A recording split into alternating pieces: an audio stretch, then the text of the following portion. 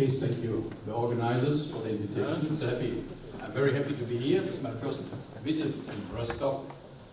And I will jump a little bit from the previous lectures. Now my talk is going on pure theory of PDE. The title is Fujita versus Strauss, a never-ending story. And this is joint considerations, a joint project with one of my PhD students, Mr. Palmieri. He's an Italian from Italy, but he writes his PhD thesis in private. So we are interested here in the behavior of solution to this Cauchy problem, and you see, okay, even if you are not familiar with these things, then you understand immediately that we have here the wave operator, and then we have two additional terms. The first one is a mass term. The mass term is described here in this way, and a dissipation term, damping term. Of course, to keep the property of dissipation, we have to assume mu1 is positive. Mu2 is greater or equal to 0, we have the square here, although we also allow models without any potential. And then we have a nonlinearity. This is called a power nonlinearity, model u to the power p. We are interested in all this lecture in the Cauchy problem. And the main goal is here to understand the interplay of mu1, mu2 as these kind of parameters and the exponent p for the global in time existence of small data solutions. Though I want, maybe I follow the tradition of the previous speaker and explain only a little bit, maybe for non-spatialists. Okay, so we are interested in the Cauchy problem, and we have utt minus Laplace u plus mu2 squared 1 plus t squared times u plus, and then mu1 over 1 plus t ut. And this equal model u to the power p. And we are interested in the Cauchy problem. And what is the point? The point is the following, that the nonlinearity model u to the power p is of source type. It's a source. You cannot include into the energy. So this is source type. You have to work with this as an influence of the right-hand side. Okay. And then, in general, nonlinearities destroy a lot. And what you expect is, of course, we are interested in p larger 1. What you expect is here that we can start from t equals 0. Cauchy problems on t equals 0. We can start, and we have a local in time solution. This you expect, of course. This is true. If we have no local in time solution, then I should stop. Okay, but the problem is, can we continue in the solution up to t infinity? That's the point. So we are interested in the global existence of small data solutions. The abbreviation is something like this: global existence of small data solutions. And people are interested to find the so-called critical exponent. The critical exponent, p critical. And okay, what might be happen if the data are small in some sense? Then for a small time, if p is large, maybe the right-hand side in some norm space remains small. And so the linear part wins. And then if you have good estimates, you can continue the solution. But if p is larger than 1 plus epsilon, then the influence of the right-hand side becomes dominant. And this means that after some time t, the solution blows up. And the people are very interested to find this critical exponent. The critical exponent depends on the dimension n, of course. And, okay, so the general situation is that for 1, smaller p, smaller or equal, it depends, p critical, we have blow up. And for p larger, p critical, or maybe equal, it depends on the model, we have the global existence of small data solutions. We are able to continue the solution up to infinity. Okay. And that's it. That's the people trying to understand for a lot of models. And let us recall the semi-linear free wave model, utt minus Laplace u, and now we have model u to the power p. And this is the so-called Strauss conjecture, a very, very famous conjecture formulated by Strauss in a paper 30 years ago. And he pointed out that probably the critical exponent is the positive root of the quadratic equation which is written there. And this is so-called Strauss exponent. So if we have the free wave, then the Strauss exponent is critical and is denoted by P0n. Okay. Then this is something what people did. Some cases. Okay, first the blow-up part, P smaller P0n, Glassy, Jones, Ideris.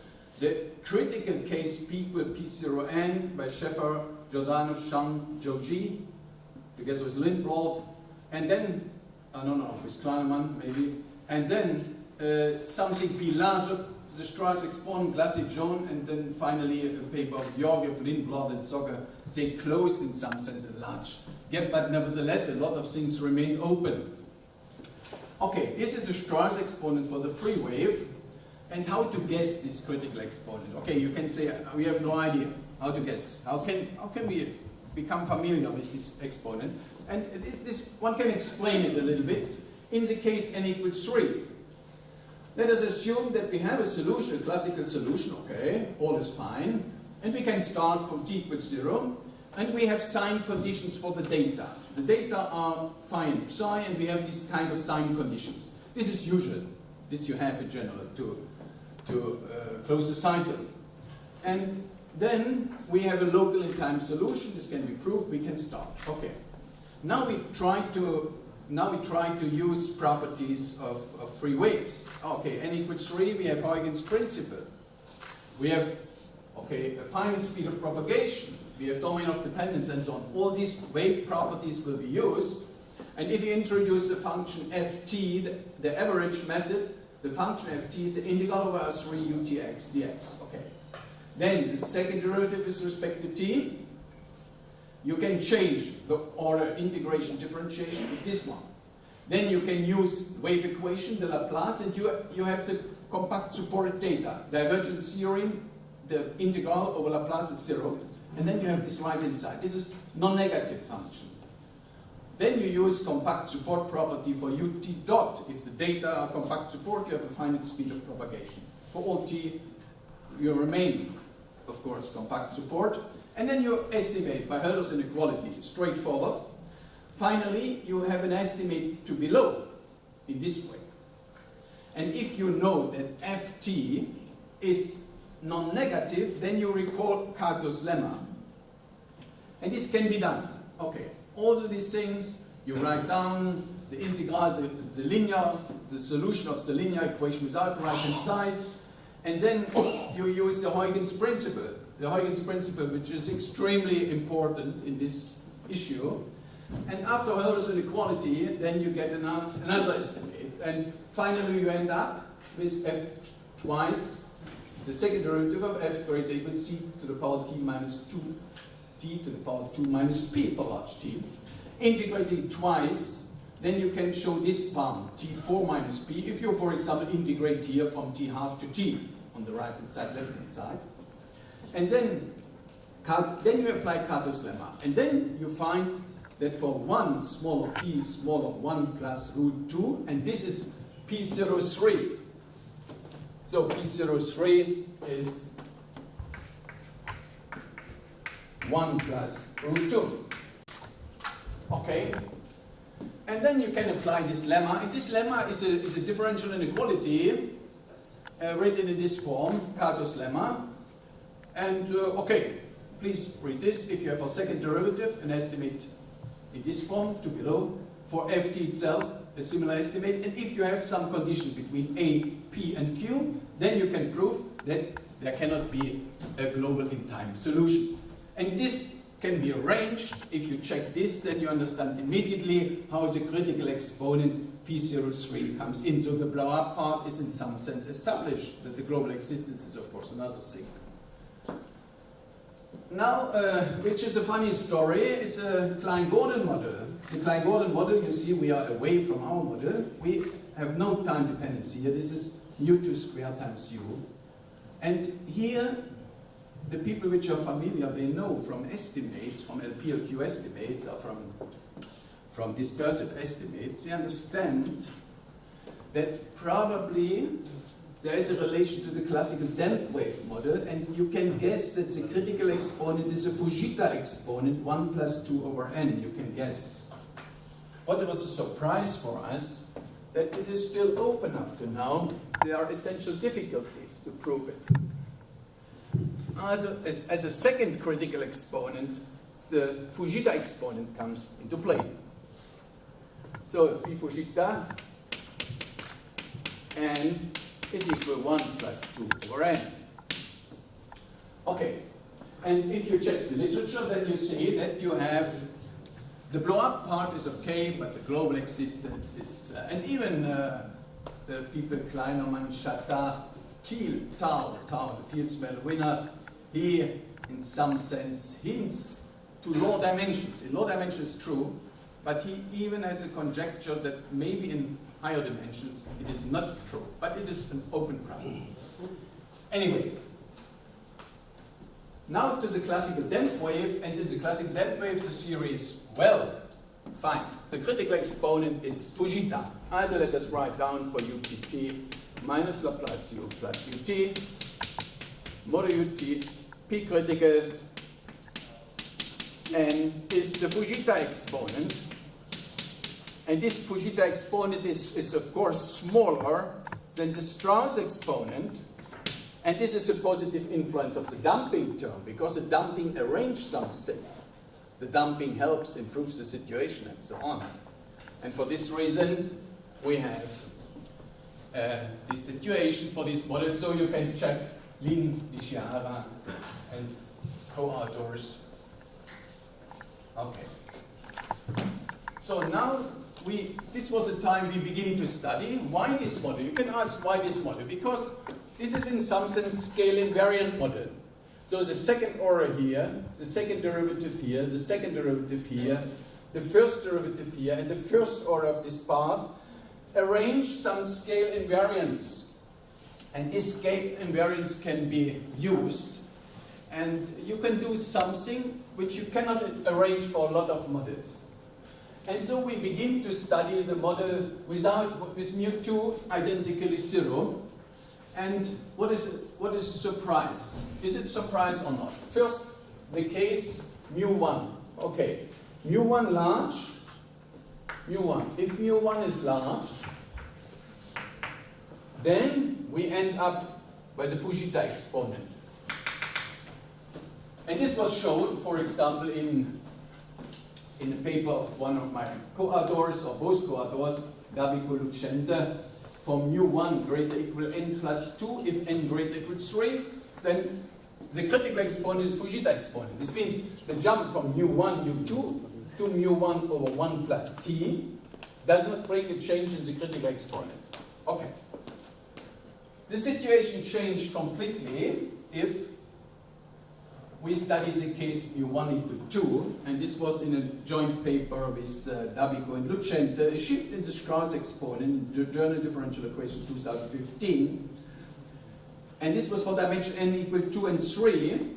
For n greater equal 5 and odd, it was proved by Davico Lucente and Palmieri in his PhD thesis, and n greater equal 4, and even Palmieri in his PhD thesis. Now you can ask, probably you might ask, what happens? Why mu1 equal 2? Okay, first of all, mu1 equal 2 is of course mu1 smaller than n plus 2. Okay, so the dissipation is not so effective, but if you have mu1 equal 2, at least we have a dissipation here, and we can also classify this, but I will not explain this in detail.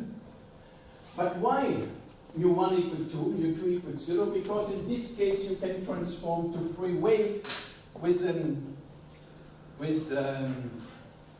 okay, I did not explain here, maybe later we did this. Anyway, in this case, if mu1 equal 2, then you can explain, you can transform this Cauchy problem to a Cauchy problem for a free wave equation, but with an additional time-dependent term on the right-hand side. And then you can use wave methods which are quite delicate. And what you have finally, is that the critical exponent in this case is the shift of Strauss by 2 orders. P Fujita n plus, sorry, P0 n plus 2. P0 n is a decreasing function, strictly decreasing function. This is smaller P0 n. And you see, okay, the damping term helps, but we have no relation to Fujita, we have a relation to Strauss, and this you feel also in the methods. The methods are hyperbolic-like. And, okay, and then I've given the PhD student the topic, let us say, to understand this interplay. Because it is clear, we have on the one hand Fujita, if this is large. If mu1 is small, we have a shift of Strauss by 2 orders. You can say if we have 1 or 1/2, do we have a shift of 1/2 and 1? It's not clear. And, okay. Okay, so, and what you do at the beginning is that you classify the model. This is very, very important. You cannot treat in a unified way this model. This is impossible. You see already in some special cases that there are quite different results at the end.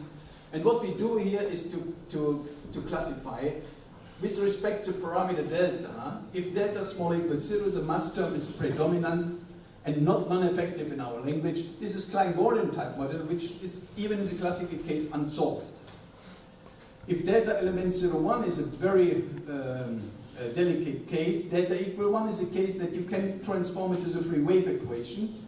If delta larger 1, the dissipation term is dominant, the mass term is not so dominant, and if delta greater equal n plus 1 squared, then the dissipation term is predominant and not non-effective. So then the theory is, in some sense, no. I show you only one result. What is it, or maybe 2 results. What are typical results? This is a case where the Klein-Gordon of Klein-Gordon type, let n small equal 4 and delta small equal 0. Suppose that some condition for mu1, and then you see you have something result in low dimension only. N equal 1, 2, n equal 3, n equal 4. And if the data are small, then you have a global in time solution. This is an energy solution. The classical wave energy exists. What we have here, and then the people ask for the asymptotic behavior decay estimates, of course, of this solution. This we, of course, we provide this. And here you have for the kinetic energy, elastic energy, for the potential energy, you have this kind of estimates. And the regularity of data is low. But we assume additional regularity L1 of the data. So this is described in okay, this space is D1. Here D1 is H1 intersection L1. L2 intersection L1 for the second data. This is one result.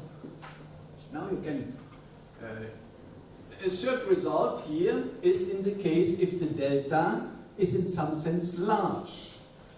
And you see there are some difficulties, there are some completely different things. We don't have now a result only for low dimension. We have in higher dimensions. We have to assume that P is greater equal to this nonlinearity P order, and P is larger than ceiling function of sigma. In most of the cases, ceiling of sigma is entire part of sigma plus 1, if this is fractured. Ceiling, sigma. And then you can show if P is larger, P Fujita exponent from this term, from this argument, then you have again the global existence of small data solutions. And you have a lot of other results, maybe which I will skip now. Okay. What I show you blow up results. You can try for delta greater equal 0. In some sense, dissipation dominant model somehow. And then if you have some kind of sign condition in an integral form, then you can show that you have a blow up. And what is interesting here, that the upper bound, 1 plus 2 over n minus sigma, is exactly connected with P Fujita, which we had before, and this gives you already precise estimates. This gives you the precise critical exponent. And, okay. And then other results, if delta equal 1, the case where we can transfer the problem to free waves, with a time-dependent right-hand side, then you see that the critical exponent is greater or equal something like a maximum of some Fujita and some Strauss part. And this is for the first time that you feel in the literature here this interplay between Fujita and Strauss, and this you can only observe for this kind of models. And this is really a nice theorem blow-up result, and here we feel really the competition between Fujita and Strauss. So this is a critical case, if n equal 1, this is Strauss, this is the shift of Strauss by mu1, like in this case by 2. And then you have some conditions for the data, and then you have a blow-up result. Okay, this is done, and let me say something on the philosophy of our approach. The philosophy for the global in time existence of solutions is trivial, because what you do is you write the solution as a linear part, then you apply Duhamel principle. This is the second fundamental solution to the right-hand side. Then you study very, very careful this Cauchy problem and this family of parameter-dependent Cauchy problems, where in the estimates you should feel not only the time t, but all the parameters as well. This you have to do. And, okay. And then we come to a decision somehow. And this is connected maybe with my questions after your talk in the morning. Now, we are PD people, we are not people from harmonic analysis. But now we decide from which function space do we choose the data u0 and u1. And this kind of choice is, of course, important on the one hand for the solution. Do we have energy solution? Do we have Sobolev solution? Do we have classical solutions? Okay. Then this choice has an extremely influence on the admissible range of exponents p. And finally, the difficulties in the treatment of this nonlinear term.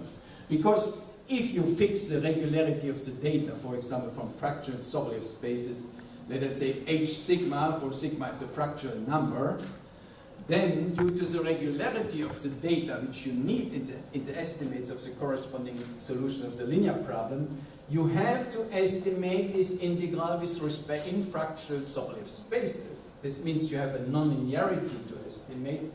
And then this is a connection to harmonic analysis from our point of view. Then you prove this kind of insuitable norms of the solution space, this kind of estimates, a Lipschitz estimate, this kind of boundedness of balls. And you can see this, if you have this very convenient approach, because this gives immediately two results. On the one hand, we have for large data a local time solution, because if the data are large, this is very, very large in general.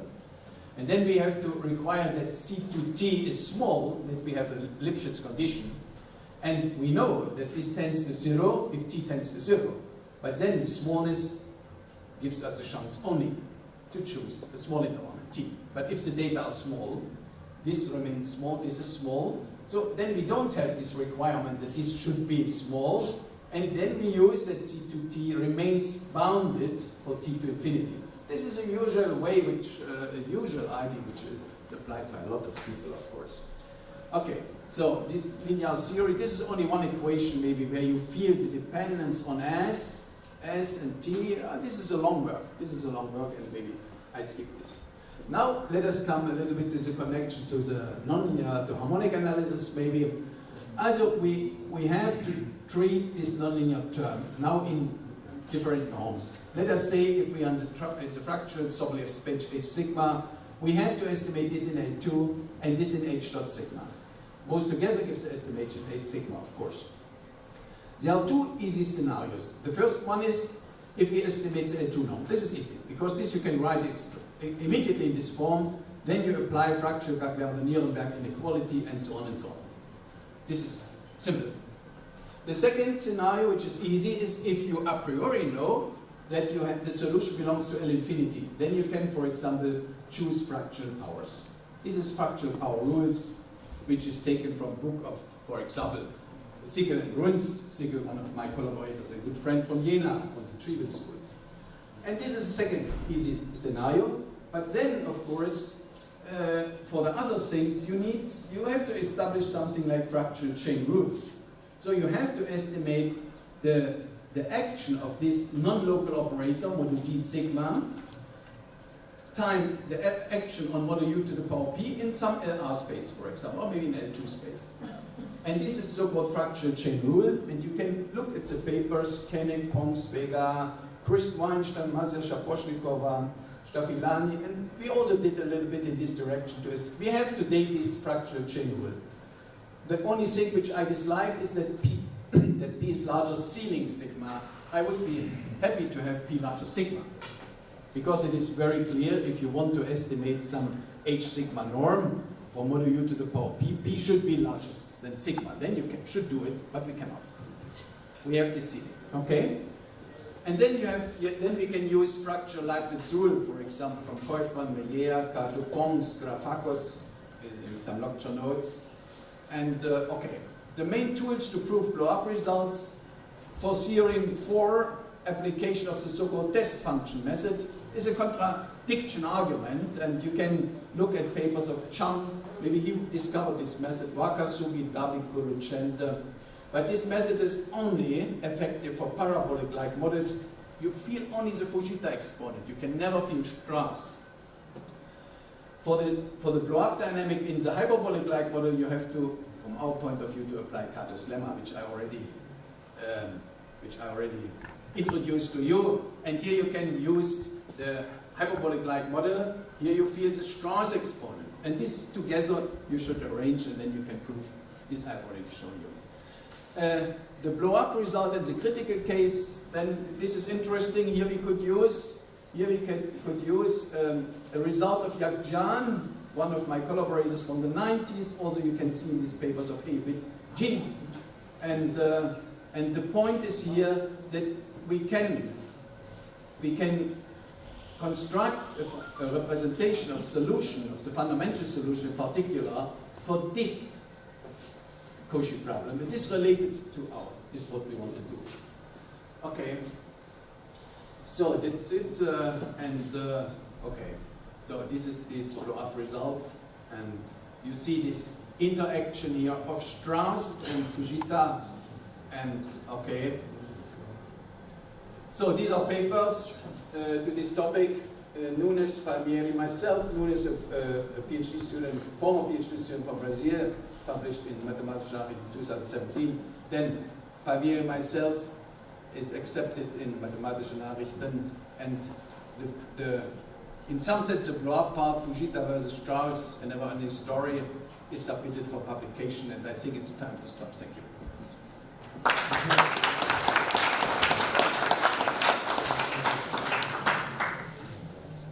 Do you have questions to Professor Reissig? Anybody?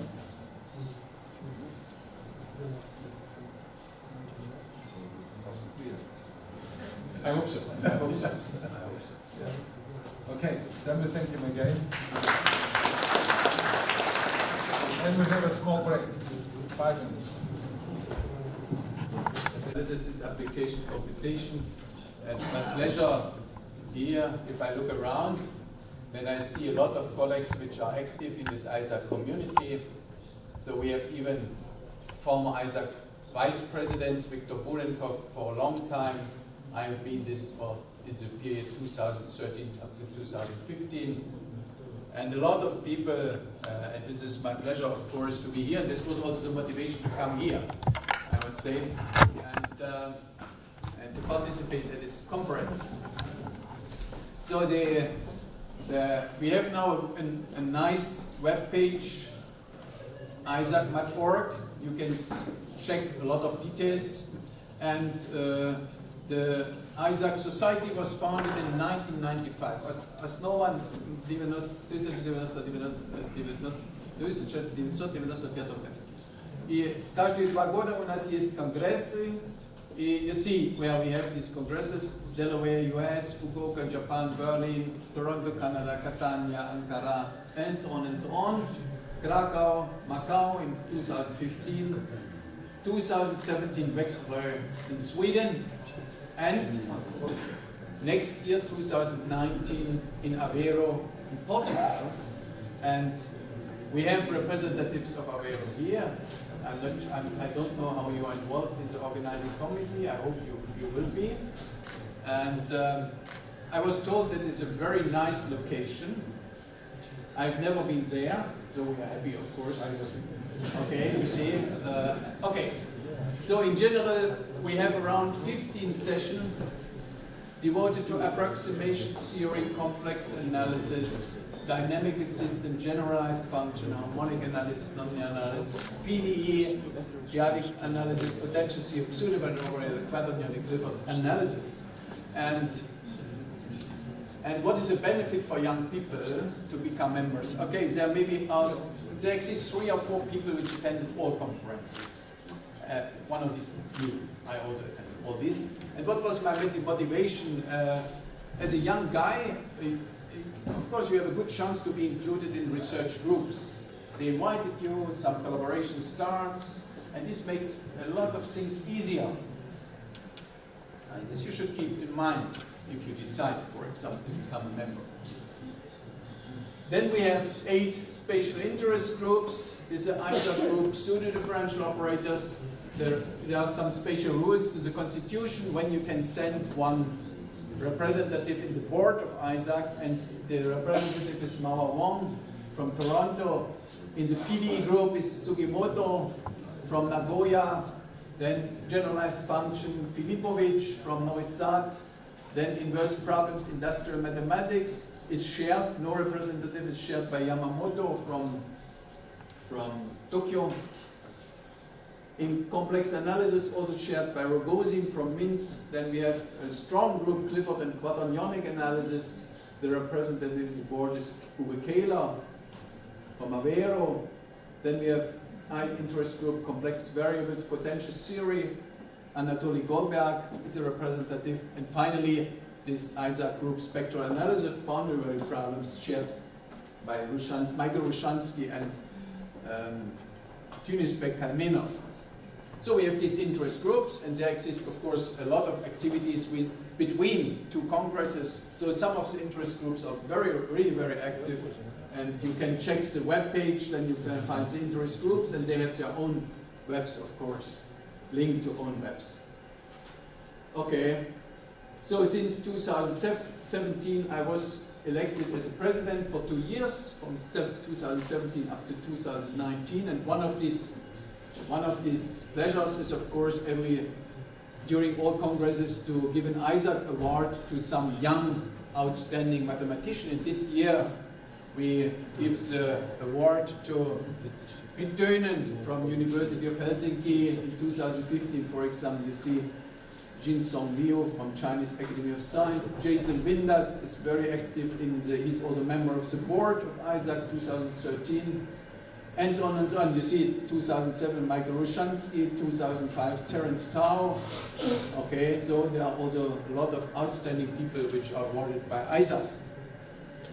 What we do is that we support conferences, and now we have new officers. The officers besides me is Vice President Joachim Toff from Sweden, and Secretary and Treasurer Irene Sabatini from Torino. And it is clear that if you have no officers, then the policies sometimes change a little bit, or the strategy, and so on and so on. And we say if we support conferences, then of course somebody should be also present. And this time I am present, and we, for example, here we support OTA 2018, then micro and pseudo but great will be a conference, micro local time frequency in Turin in July 2 up to 6 is dedicated to the 70s of Luigi Rodino, previous Isaac president. And I already learned that some people will be there. Andrei Kaminsky, also I will go there. Then we have, for example, A2 PIM 11 on July 16 up to 20 in Krakow, Poland, organized by Vladimir Mityushev, also a member of Isaac board. And then this chain of conferences, Amadei, this year dedicated to the 70th anniversary of Professor Kilbas in Minsk. Okay, now, maybe I hope, of course, you become Isaac members. I have registration form with me. I can explain all the things and so on. But now you may ask, okay, what about support of Isaac? There exist different ideas, and we did the following. That we, Alexei contacted us if we support, and then we was thinking what to do. And we decided to support in the following way, that they can, the organizers, the local organizers, can make 3 proposals for, we said in some sense, young scientists, which have already some success, that they become life member of Isaac. So we had 3 proposals we were discussing among the officers, relatively long discussion. Finally, we decided 2 of the 3, but the requirement that everybody who will be awarded today should be present. Unfortunately, one of the candidates is not present. Okay, this is live, but maybe next year one has also a chance. And now, maybe I try to conclude. So where I have to go here, escape, maybe here. Let's check, yes. And then maybe here. Maybe here. Yes, and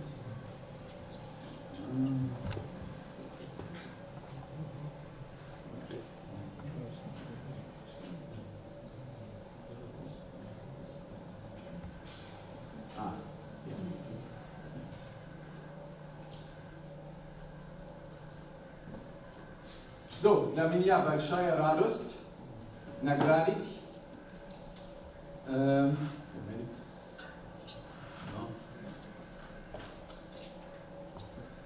Эльза Бактигареева. Очень трудно. Эльза Бактигареева from Moscow Technological University. And she was proposed, recommended by Professor Goldman. So please.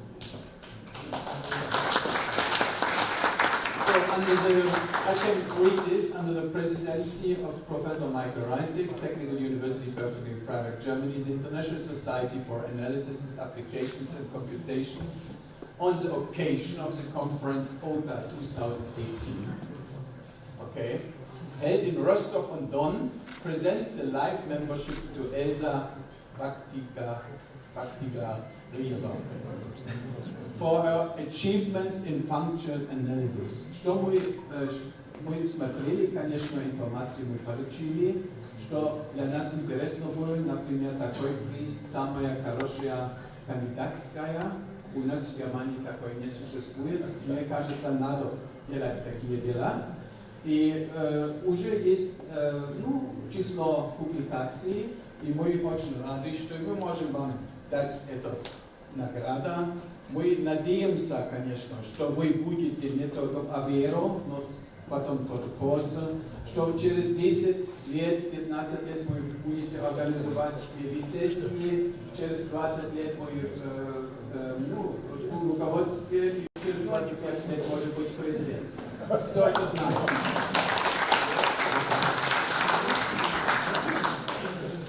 So, я даю вам эту награду.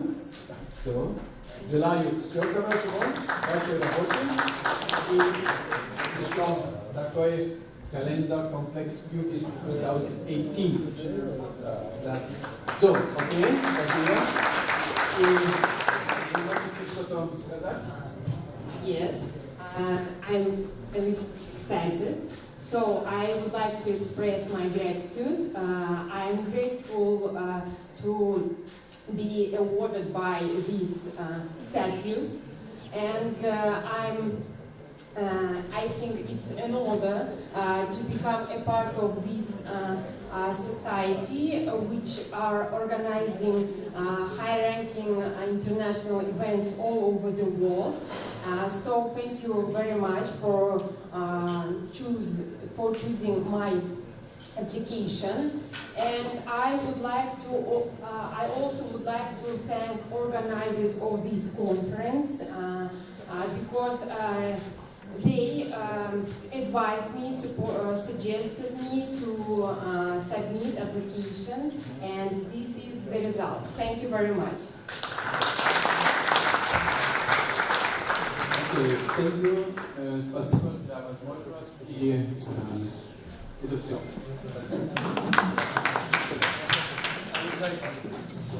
I would like to add just 2 words. As an extraordinary participant, because as far as I remember, she participated in all 8 events. No? 5. Well, at least 5. But still, it's a lot of participation. You are so young, but already 5 events. Okay. And I would like to say 2 words about Isaac support. We are very grateful to have Isaac support since 2015, and there are some communication between us. We share information, we share our conferences, and besides this information that Professor Reissig provided you, we also, under support of Isaac, in the framework of agreement, Isaac and Elsevier, we are trying to compose a volume of papers of the conference members. And this is also very kind, very nice support for our conference. So I would like to stress attention that this support of this very nice society, great society, is very important for us. And I would like, on behalf of the conference, on behalf of program committee, to thank Isaac and the president for this kind of support. Thank you very much.